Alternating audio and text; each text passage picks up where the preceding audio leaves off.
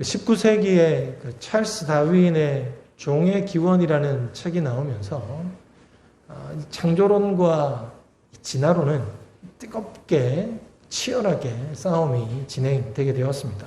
물론 사실 그전에도 여전히 무신론자와 창조론자 사이에는 투쟁이 참 많았습니다.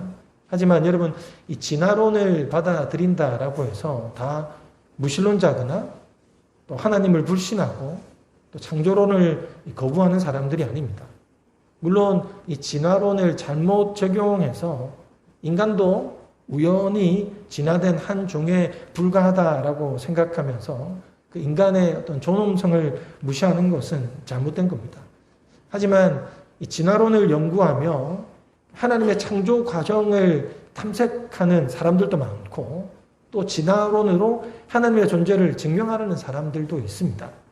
왜냐하면 우리가 살고 있는 이 자연은 지금까지 진행되어 왔고 또 우리가 살고 있는 이 자연은 여전히 진화되어 가고 있습니다.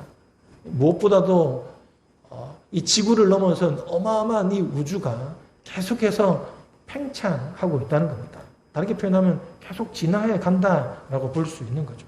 그래서 이 진화론을 받아들인다, 과학을 받아들인다라고 해서 비신앙적인 것이 아닙니다. 왜냐하면 그 어떤 것이든 진화한다라는 것은 살아있기 때문에 진화하는 것입니다. 아무것도 없는데 진화한다라는 말 자체가 있을 수 없지 않습니까? 그러므로 진화한다는 것은 그 어떤 것이든 시작이 있다는 것이고 생명이 있다라는 겁니다. 우리에게 중요한 것은 그 생명과 시작이 어디서 왔냐라는 거예요. 그 기원이 중요한 것이 진화가 되었느냐 그렇지 않느냐가 사실은 중요한 게 아니에요. 그러므로 우리가 질문해야 되는 것은 뭐냐면 진화론이냐 창조론이냐가 아닙니다. 우주와 그리고 생명의 생성 배후에 창조주가 있느냐 없느냐 바로 그겁니다. 어디서부터 시작했느냐가 중요하다라는 거죠. 그래서 그 기원의 시작을 하나님으로 믿는 사람은 신자가 되는 것이고 하나님이 아니다라고 생각하는 사람은 불신자가 되는 겁니다. 여러분, 신에 대한 것은 과학적으로 증명할 수 있는 게 아니고 또 신이 없다는 것도 사실은 과학적으로 증명할 수 있는 것이 아닙니다. 그래서 이 과학적이다라고 해서 다 무신론자가 아니고 또 과학과 신앙이 배치되는 동떨어진 것도 사실은 아닙니다. 우리는 우주가 팽창하고 있다는 사실, 그리고 여전히 진화하고 있다는 사실을 과학적으로 알아가고 있습니다. 그런데 이 어마어마한 이 우주가 지금도 팽창하고 계속해서 커지는데도 불구하고 너무나 정교하게 이 우주가 배치되어 있다라는 겁니다. 그러니까 우리가 살고 있는 이 우주는 너무나 정교하고 너무나 수학적이라는 겁니다. 무슨 말이냐면 이 우주에는 그 6개의 기본값인 상수값이 있다라고 합니다. 이게 뭐냐면 이제까지 변하지도 않았고 변하지도 않는 상수, 항상 그 수치가 나와야 되는 그 값을 말하는 겁니다. 그런데 이게 조금이라도 틀어지면 지구가 생존할 수 없는, 그 지구 안에 사람이 생존할 수 없는 환경이 된다는 겁니다. 그래서 그 값이 그야말로 0.000001%만 틀어져도 생명체가 살 수 없는 우주가 된다라는 거예요. 우주의 모든 조건이 우리가 지구에서 살 수 있는 어떤 최적의 환경을 갖추고 있다라는 겁니다. 좀 전에도 말씀드렸지만은 우리가 속한 이 우주는 지금도 팽창하고 소위 진화하고 있습니다. 그런데 이 팽창률이 만약에 너무나 확 빨라버리면 저 하늘에 있는 별들이 만들어질 수 없다는 겁니다. 그리고 이 중력값이라는 거, 중력에 의해서 우리가 지금 여기 다 서 있지 않습니까? 이 중력값이 조금만 더 약해도 사실은 별이 만들어질 수 없다는 겁니다. 그러면 별이 뭘 그렇게 중요하냐라고 말할 수 있겠지만은 별이 만들어지면서 탄소가 생기는 겁니다. 그러면 이 탄소하고 수소라는 것은 우리 몸의 가장 기본 구성 요소입니다. 생명체가 살 수 있는. 그러면 별이 만들어지지 않는다는 것은 사람이 살 수 없다라는 겁니다. 그래서 이 지구가, 이 우주가, 그 넓은 우주가 지금도 조금씩 팽창하고 있는데 너무 빠르게 팽창하면 별이 만들어지지 않으면서 사람이 살 수 없게 되는 겁니다. 그런데 지금까지도 꾸준히 이 우주가 계속해서 팽창하고 있는데 별이 생기면서 우리가 살 수 있는 최적의 환경이 만들어지고 있다는 겁니다. 여러분, 우주가 팽창하고 있다는 이야기는 처음 들어보십니까? 지금도 여전히 우주가 계속해서 끝없이 만들어지고 있어요. 근데 이 우주가 얼마나 큰지 모르잖아요. 우리 눈에 보이는 저 별은 빛의 속도로도 몇 년을 가야지 볼 수 있는, 다다를 수 있는 별이에요. 그냥 우리 눈에는 뭐 가까이 있는 것 같지만 우리는 뭐 비행기가 가도 가장 가까운 여기 뭐 태양입니까? 어디 그 행성에 뭐 4,000년을 가야 될 만큼 어마어마한 사실 거리인데 그런 우주가 지금도 여러 개가 만들어져 있고 여전히 팽창하고 있다는 것은 사실 과학이에요. 사실이기도 합니다. 그만큼 이 별이 만들어지는 것은 또 인간이 살아갈 수 있는 최적의 조건이 계속해서 유지되어진다는 겁니다. 그리고 지금 우리 지구와 이 태양과의 거리가 조금만 가까워지면 어떻게 된다고 합니까? 지구에 있는 생명체들이 다 죽는답니다. 그런데 이 태양이 조금만 더 멀리 가면 지구에 있는 모든 생명체가 다 얼어 죽게 되는 겁니다.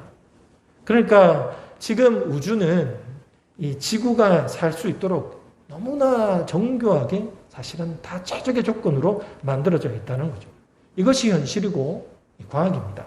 자, 그러면 우리가 여기서 이제 피할 수 없는 질문을 던지게 되죠. 이렇게 정교한 우주는 과연 어떻게 출현하게 되었을까? 어떻게 시작했을까? 이제 그게 두 가지의 가능성과 두 가지의 믿음이 존재하는 거예요. 하나는 뭡니까? 이 어마어마하고 정교한 이 우주는 정말 특별한 전지전능하신 존재가 아니면 디자인할 수 없다라는 그 가능성과 믿음. 또 하나는 뭡니까? 이 모든 우주와 생명체들이 우연하게 만들어졌다라고 보는 그 믿음. 이 두 가지가 존재하게 되는 거죠. 그런데 사실은 이 정교한 이 어마어마한 우주가 우연하게 만들어졌다라는 그 가설을 보면 사실은 이 우주가 정말 우연히 만들어질 확률이 얼마나 되느냐라고 했을 때 이런 예를 듭니다. 그러니까 미국의 어떤 국세를 동전으로 환산을 해서 미국 텍사스라는 그 텍사스 주에 뿌립니다. 그러면 동전을 다 뿌리면 동전이 어마어마한 한 몇십 센치 높이로 쌓여진대요. 그런데 텍사스가 얼마나 큽니까? 우리나라보다 몇 배나 크잖아요. 자, 그런데 그 수많은 셀 수도 없는 어마어마한 그 동전 중에 아주 특별한 동전을 하나 끼워 놓고는 그 동전을 시각장애인이 가서 한 번에 찾을 수 있는 확률이라는 겁니다. 이 확률이 얼마나 되는지 아십니까? 무려 0.0000000000000000000 내일까지 세도 셀 수 없는 0.1% 확률이라는 겁니다. 그러니까 우주가 우연히 만들어질 확률이 그 상황에 시각장애인이 동전 하나 줄 확률보다 더 어렵다라는 겁니다. 또 하나 이런 예를 들기도 해요. 이 우주가 우연하게 만들어지려면 사막에 바람이 한번 확 불었습니다. 뭔가 번개가 하나 탁 쳤습니다. 그런데 갑자기 아주 정교한 기계 부품이 만들어지는 거예요. 그리고 또 바람과 번개가 한번 딱 쳤더니 그 정교한 부품이 스스로 조립이 되어서 보잉 747 같은 놀라운 비행기를 만들고 우주선을 만들게 되는 그런 확률보다도 우연히 우주가 만들어질 확률이 더 낮다라는 겁니다. 그래서 이렇게 정교한 우주는 사실은 우연히 만들어질 수 없다는 겁니다.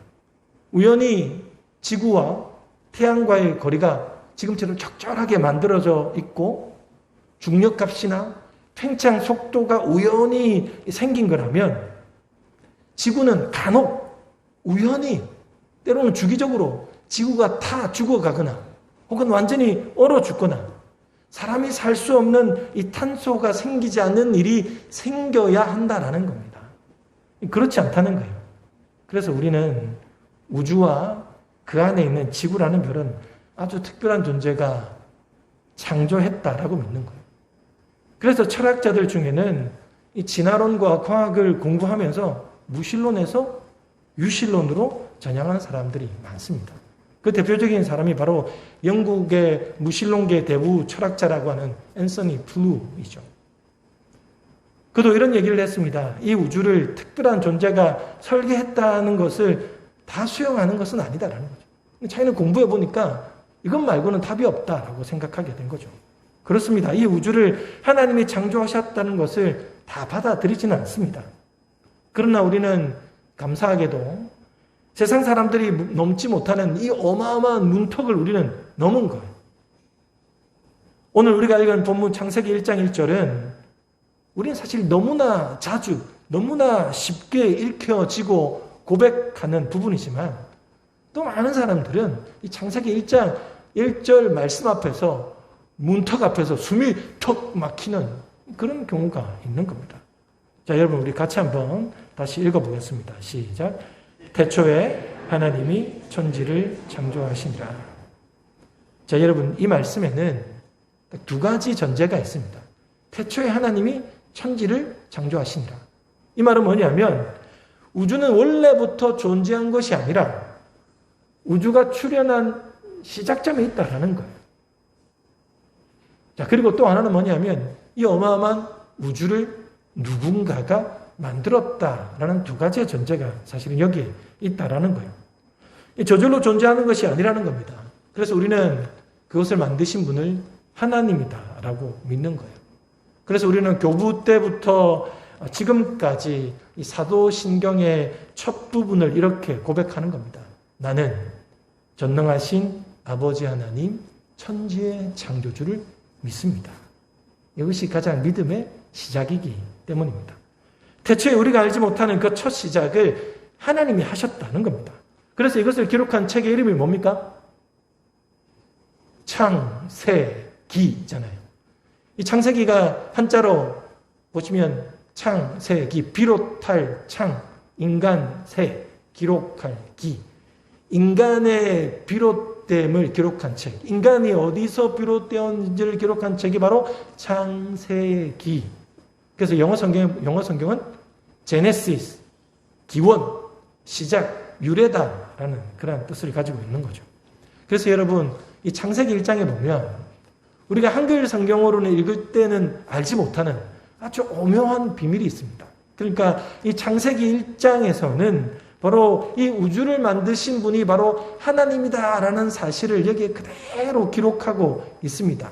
어떤 기법을 사용하고 있는가 하면 첫째가 그 히브리어에 보면 만들다, 창조하다라는 이 히브리어 단어가 있는데 그 두 단어 하나는 바라 그리고 아싸. 뭔가 만들다, 창조하다와 우리나라 말이 비슷하죠, 그죠? 하나님 만드신 거 봐라, 아싸 만들었다 이렇게 생각하시면 돼요, 그죠? 자, 우자고 한 소리인데 아무튼 그 히브리어 바라와 아싸가 두 가지가 있는데 이 바라라는 이 단어는 창세기에 딱 54회만 사용되었습니다. 그리고 이 아싸라는 단어는 2640회가 사용됩니다. 그런데 창세기 1장에서는 오직 이 바라라는 단어만 사용하는 겁니다. 왜냐하면 이 바라라는 히브리어는 하나님이 주어일 때만 사용하는 겁니다. 그러니까 하나님이 바라하셨다. 뭡니까? 하나님이 창조하셨다라고 그렇게 쓰는 겁니다. 그래서 이 창세기는 하나님이 주체로서 세상을 만드신 주인공이다라는 것을 독자들에게 말하기 위해서 바로 하나님이 바라하셨다, 창조하셨다라고 그렇게 하나님에만 사용하는 단어가 있다라는 겁니다. 그리고 두 번째는 뭐냐면 이 창세기 1장에는 하나님을 가리키는 그 신의 이름, 우리가 뭐 신의 이름을 부르는 게 몇 가지 있지 않습니까? 그런데 오직 엘로힘만 사용하는 겁니다. 하나님을 가리키는 다른 히브리어 중에는 우리가 아는 것처럼 야훼라는 단어도 있습니다. 그런데 야훼는 하나님의 이름은 뭐냐면 하나님이 그분의 백성들을 선택하고 사랑하시는 아주 자애로우신 아버지 같은 하나님을 표현할 때 야훼라고 합니다. 그러면 엘로힘은 뭐냐? 엘로힘은 그야말로 절대적인 어떤 존재, 지존하신 분, 초월하신 분의 의미로 사용할 때만 바로 엘로힘을 쓴다는 겁니다. 그래서 쉽게 말하면 야훼 하나님은 우리 교회 안의 하나님, 엘로힘의 하나님은 바로 전 우주의 하나님이다라고 할 때만 사용되어진다는 거죠. 그래서 창세기 1장은 야훼를 사용하지 않고 뭘 쓰겠습니까? 엘로힘만 사용하는 겁니다. 엘로힘 하나님이 온 세상을 만드신 전지전능하신 하나님이다라는 거죠. 그리고 세 번째로 창세기 1장에 보면 그 창조의 과정을 묘사하면서 하나님이 창조할 때마다 그 창조물의 이름을 명명하고 있습니다. 그전에 이름이 없었잖아요. 자, 그래서 여러분 오늘 1장 3절과 5절에 보면 하나님이 뭐라고 합니까? 빛이 있으라 하고 빛이라고 명명하신 거예요. 그래서 빛을 낮이라 부르시고 어둠을 밤이라 부르십니다. 그리고 8절에 보면 하나님이 이 궁창을 하늘이라고 부르세요. 그리고 10절에 보면 뭐라고 합니까? 하나님이 이 뭇을 이 땅이라 부르신다. 그러니까 하나님은 이 창조물이 나올 때마다 거기에 이름을 붙여주고 있다라는 사실을 기록하는 것. 그럼 이것이 무엇을 의미하느냐 하면 성경에서 장명, 이름을 지어준다라는 것은 그 이름을 지어준 사람이 주인이다라는 의미를 가지고 있는 겁니다. 자, 그러면 하나님께서 태초에 하나하나씩의 이름을 붙여주셨다는 것은 뭡니까? 내가 바로 이 모든 것의 주인이다라는 것을 말씀하고 있다라는 겁니다. 이처럼 창세기 1장에서는 하나님이 바로 온 우주의 창조주이심을 계속해서 말씀하고 있는 겁니다. 자, 그렇다면 이제 여기서 더 중요한 게 있죠. 우리가 이런 창조주 하나님을 믿는다라는 게 과연 뭐냐라는 겁니다. 여러분, 우리는 천지를 창조하신 하나님을 믿습니다. 그 하나님을 믿는 그 믿음이 뭡니까? 우리가 창조주 하나님을 믿는다는 게 우리에게 어떤 의미가 있냐라는 거예요. 그 첫 번째가 뭐냐면 하나님이 이 모든 것을 만드셨는데 그 만드신 것에는 목적이 있다라는 겁니다. 여러분, 주변에 지금 돌아다니는 저 쓰레기들도 처음에 만들어질 때는 목적이 있었습니다. 그죠? 뭔가 이 세상에 나왔다라는 것은 다 목적이 있다라는 거예요. 그럼 하나님께서 이 모든 것들을 만드신 것 중에는 바로 목적이 있다라는 그런 말씀이죠.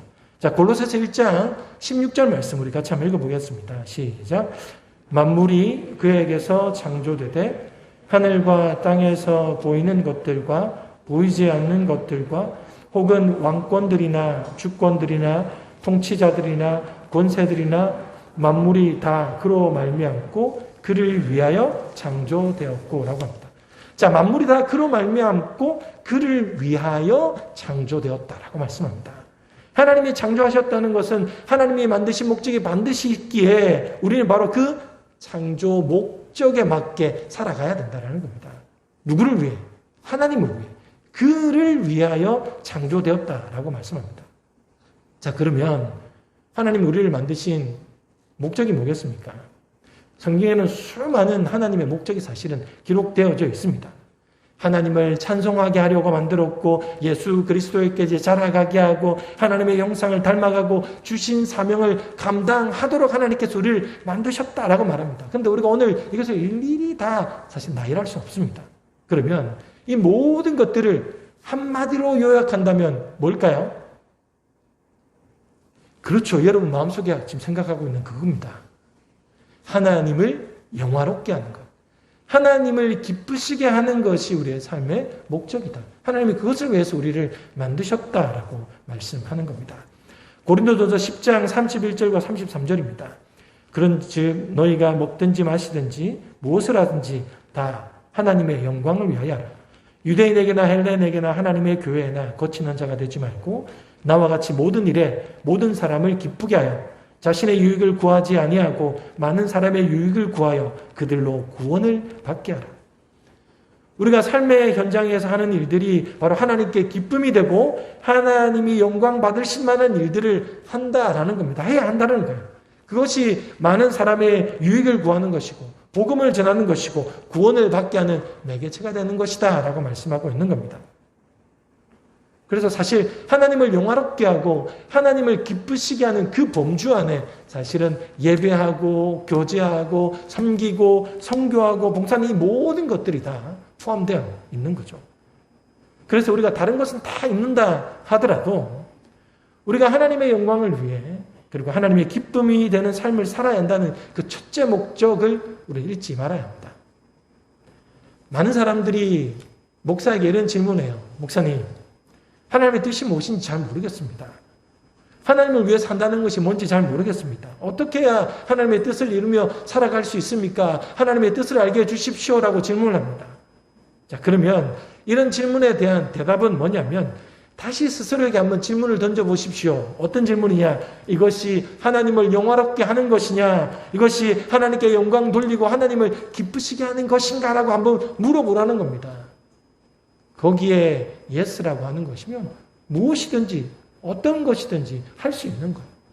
하나님의 영광을 돌리고 하나님의 기쁨이 되는 거라면 하면 되는 겁니다. 이 질문을 던지면 하나님의 뜻대로 살아갈 수 있는 겁니다. 반드시 어떤 특정한 일을 해야만 한다는 게 아닙니다. 우리가 이 질문을 스스로에게 던지며 그 질문에 맞는 삶을 살아가다 보면 그것이 바로 하나님 나라를 위한 길이고 구원의 길이 되는 것입니다. 그러므로 여러분, 우리가 창조주 하나님을 믿는다는 것은 하나님이 이 세상을 만드신 목적이 있다는 것이고 우리를 만드신 그 목적은 바로 하나님을 영화롭게, 하나님을 기쁘시게 하는 것이다. 이것이 바로 창조주 하나님을 믿는 그 믿음의 의미인 거예요. 자, 그럼 마지막으로 우리가 창조주 하나님을 믿는다는 게 과연 무엇입니까? 그것은 바로 사랑의 하나님을 믿는 겁니다. 왜냐하면 우리를 향한 하나님의 사랑이 얼마나 지극하신지 이 창조 과정을 통해서 우리는 하나님을 만날 수 있습니다. 자, 여러분, 우리가 창세기 1장에 나오는 이 창조 과정을 대부분 다 아십니다. 첫째 날 하나님께서 뭘 만드셨습니까? 빛을 만드셨습니다. 둘째 날은 뭘 만드셨습니까? 궁창을 만들어 하늘과 땅을 만드셨어요. 셋째 날은 뭘 만드셨습니까? 그래, 그걸 만드셨지. 잘 보고 있네, 그죠? 이 땅과 이 식물을 만드신 거예요. 자, 그리고 넷째 날은 천체, 해와 달과 별이고, 다섯째 날은 새와 물고기, 여섯째 날은 동물과 사람입니다. 자, 그런데 여기를 잘 보시면, 이 3일과 3일, 첫날부터 셋째 날과 넷째 날부터 여섯째까지가 서로 어떤 대칭이 잘 되고 있습니다. 뭐냐면, 첫째 날부터 셋째 날까지는 그야말로 이 온 우주의 공간을 만드셨습니다. 공간을 만드셨고, 네 번째, 다섯 번째, 여섯 번째는 그 공간을 채울 수 있는 개체를 만드신 거예요. 자, 도표를 보시면 쉽게 이야기됩니다. 첫째가 뭡니까? 빛과 어둠을 만드셨어요. 빛과 어둠이 되려면 해와 달과 별들이 있어야지 그 빛을 비추지 않겠습니까? 그걸 만드신 거예요. 자, 둘째 날은 뭘 만드셨습니까? 하늘과 바다입니다. 그럼 하늘에는 새가 있어야 되고 바다는 물고기가 있어야 되겠죠. 자, 그리고 셋째 날은 뭡니까? 땅과 식물입니다. 그 땅에 살 수 있는 동물과 사람을 만드신 거예요. 그런데 여러분, 이 모든 과정들을 보면 어디에 포커스가 맞춰져 있는지 아십니까? 마지막 여섯째 날, 그것도 사람에게 맞춰져 있는 거예요. 가장 연약한 사람이 살 수 있는 그 모든 환경을 하나님께서 첫째, 둘째, 셋째, 넷째, 다섯째 다 만드시고 사람을 만드셨다라는 겁니다. 사람이 살기 위한 모든 환경을 만들어 두신 거예요. 예를 들면 여러분, 우리가 집만 있다라고 해서 사막에 집만 하나 덩그러니 만들어 놓으면 살 수 있습니까? 살 수 없습니다. 사람이 살 수 있는 제반 시설이 갖추어져 있어야 하는 거예요. 그래서 하나님은 이 우주라는 집을 만드시고 수도와 전기를 설치하시고 그 집안에 가구를 들여놓으시고 가전제품을 들여놓으시고 모든 편의시설을 다 갖춘 후에 사람을 입주하게 하신 거예요. 여기서 여러분은 무엇을 느낍니까? 이 모든 것을 하나님이 우리를 위해서 하신 하나님의 사랑이 느껴지지 않습니까? 우리가 창조주 하나님을 믿는다는 것은 바로 이 세상 만물을 우리를 위해 지으신 그 하나님의 사랑을 믿는다는 겁니다. 그런데 여러분, 하나님의 사랑이 여기에 그치지 않았습니다. 왜냐하면 자꾸 사람들이 하나님의 사랑을 몰라. 하나님의 사랑을 배신해. 그래서 하나님은 많은 선지자들을 보내시며 그들에게 하나님이 너희들을 사랑하신다. 그러니 돌아와라. 회개하라. 심판할 거니까 돌아와라. 많은 선지자를 통해서 말씀해 주셨습니다. 이사야 선지자를 통해, 에스겔을 통해서, 예레미야를 통해서 하나님의 사랑을 계속 말씀해 주셨습니다. 근데 그 중에 가장 대표적인 선지자를 한 명을 뽑으라면 호세아 선지자를 뽑을 수 있습니다. 왜 그런가 하면 호세아 선지자에게 하나님께서 무엇을 요구하시는가 하면, 자, 너는 지금 가서 이 음란한 여자 고멜과 결혼을 하고 그 결혼을 해서 아들을 낳아라라고 이야기합니다. 사실 선지자가 얼마나 사실은 구별된 사람입니까? 그런데 그 선지자에게 하나님께서 요구하시는 게 그 음란한 여자 고멜을 집에 들이고 결혼하고 자식까지 낳으라는 거예요. 그래서 하나님 말씀에 어쩔 수 없이 순종해서 그 음란한 여자 고멜을 데리고 와서 결혼하고 아이를 낳았는데 웬걸 이 여자가 그 버릇을 못 고칩니다. 그래서 다시 나가서 다른 남자, 외간 남자들과 막 음란한 짓을 하는 겁니다. 그러면 이제 관계를 끊어야죠. 근데 하나님께서 호세아에게 또 무엇을 요구하시는가 하면, 자, 너는 지금 가서 은 15개와 보리 한 호멜 반을 가지고 가서 그녀를 데리고 와서 다시 너의 아내로 삼으라 라고 그렇게 말씀합니다. 여러분, 하나님께서 호세아에게 왜 이렇게 요구하시는 걸까요? 이것은 호세아를 통해서 하나님의 사랑이 어떤 건지를 보여주는 거예요. 호세아는 하나님이고, 그리고 음란한 여자 고멜은 누굽니까? 하나님의 백성, 이스라엘 백성이라는 겁니다. 너희들이 그렇게 음란한 짓을 하고 하나님을 배신하고 우상을 섬기며 나에게 돌아선다 하더라도 나는 여전히 이 값을 치르고라도 너를 데리고 와서 사랑하노라 라는 것을 보여주고 있는 것이 호세아 선지자의 말씀이다라는 거예요. 근데 여전히 이스라엘 백성들은 하나님의 사랑을 깨닫지 못하고 또 하나님을 배신하지 않습니까? 그래서 하나님은 어쩔 수 없이 하나님의 독생자 예수 그리스도를 이 땅에 보내주셨습니다. 보내주셔서 어떻게 하기까지 하셨습니까? 죽기까지 사랑하셨다는 거예요. 로마서 5장 8절의 말씀이 이렇습니다. 우리가 아직 죄인 되었을 때 네 마음대로 음란하고 우상숭배를 할 그때에도 그리스도께서 우리를 위하여 죽으심으로 하나님께서 우리에 대한 자기의 사랑을 확증하셨다. 이거는 재판 용어예요. 땅 판결이 나타나는 겁니다. 어떤 판결? 어떤 경우에도 하나님이 너희를 사랑하기로 결정이 나타나는 겁니다. 왜 그렇습니까? 독생자 아들까지 죽었기 때문에 이미 이제는 그 사랑을 안 할 수가 없도록 만들어 두신 거예요. 이게 하나님의 장치인 겁니다. 죽기까지 독생자를 보내시며 그 사랑을 확정해 놓으신 겁니다. 여러분 무슨 말씀입니까? 하나님의 사랑은 변치 않는다는 겁니다. 변할 수 없다라는 겁니다. 우리가 창조주 하나님을 믿는다는 것은 바로 이런 사랑의 하나님을 믿는 겁니다. 우리의 삶이 때로 힘들고 어려울 때가 얼마나 많습니까? 먹고 사는 것 때문에 고달플 때가 얼마나 많습니까? 왜 나만 이렇게 고난이 끊이지 않습니까? 그래서 하나님을 원망하고 저주하고 마음으로 배신을 하곤 했었습니다. 그럼에도 하나님은 우리를 사랑하십니다. 그래서 우리를 사랑하신다라는 겁니다. 여러분 그 사랑을 믿으시기 바랍니다. 요한일서 4장 16절에 이렇게 말씀합니다. 하나님이 우리를 사랑하시는 사랑을 우리가 알고 믿었노니 하나님은 사랑이시라. 사랑 안에 거하는 자는 하나님 안에 거하고 하나님도 그 안에 거하느니라. 우리를 향한 창조주 하나님의 사랑을 알고 믿을 때 우리도 그 사랑 안에 풍성히 거하게 되는 복을 누리게 된다는 겁니다. 여러분, 우리가 믿는 하나님은 천지를 창조하신 하나님을 믿는 겁니다. 우리가 천지를 창조하신 하나님을 믿는다는 것은 하나님이 우리를 만드셨다는 거고 우리를 만드신 거룩한 목적이 있다는 것이고 우리를 위해 이 세상을 미리 예비해 두셨다라는 겁니다. 그러므로 여러분 우리는 이러한 창조주 하나님을 기쁘시게 하는 삶을 살아가고 그 사랑을 깨달아 하나님의 사랑을 풍성하게 전하고 누릴 수 있는 우리가 되기를 주님의 이름으로 축원합니다.